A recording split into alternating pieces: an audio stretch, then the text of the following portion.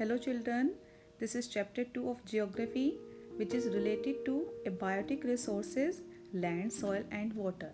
But in this module we will be studying about only the land resources. Dear children, it refers to the shape, form and nature of the land surface. Almost all the activities are associated with land resources. They provide shelter to both the living organisms and non-living substances. The land resources of the earth contains lofty mountains, flat plains, high plateaus, islands, etc. Land is among the most important natural resource.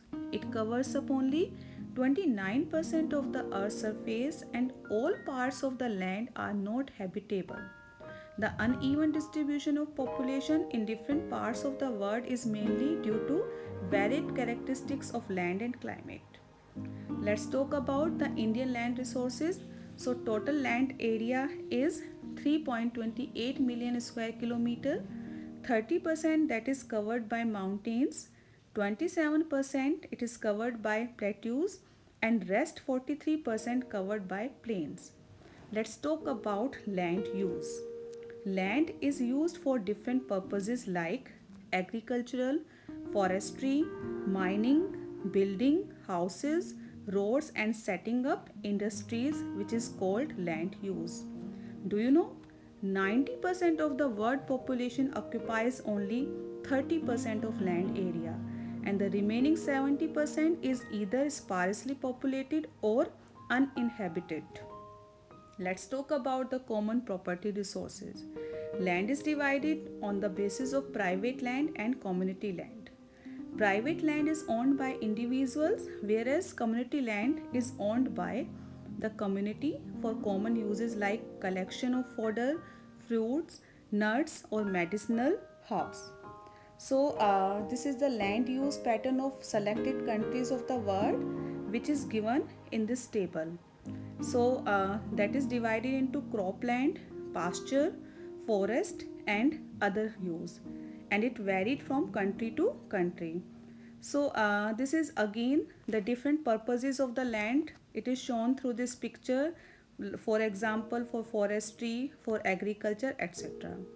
Let's talk about the factors which affect the land use pattern, and the factors are climate, soil and the relief features. So relief features, it includes mainly three elements: altitude, aspect and gradient influence. Let's recall what we have discussed so far. We have discussed about the land use which is used for different purposes. We have discussed about the physical factors which affect the land use, such as topography, soil, climate, minerals, etc. We have discussed about the distribution of land in private and community. So what types of land use are there? So land use, that is for the different purposes like urbanization, agriculture, harvesting, mining, drilling, etc. Now we will talk about the conservation of land resources. So growing population and their ever growing demand has led to a large scale destruction of forest cover and arable land. It has created a fear of losing this natural resource. Therefore, the present rate of degradation of land resources must be checked. Afforestation, land reclamation, regulated use of chemical pesticides and fertilizers, checks on overgrazing are some of the you can say methods by which we can just conserve our land resources. So land, it is the among most important natural resource. It covers about 30% of the total area. Uneven distribution of population in different parts of the world is mainly due to varied characteristics of land and climate. So it was all about this module.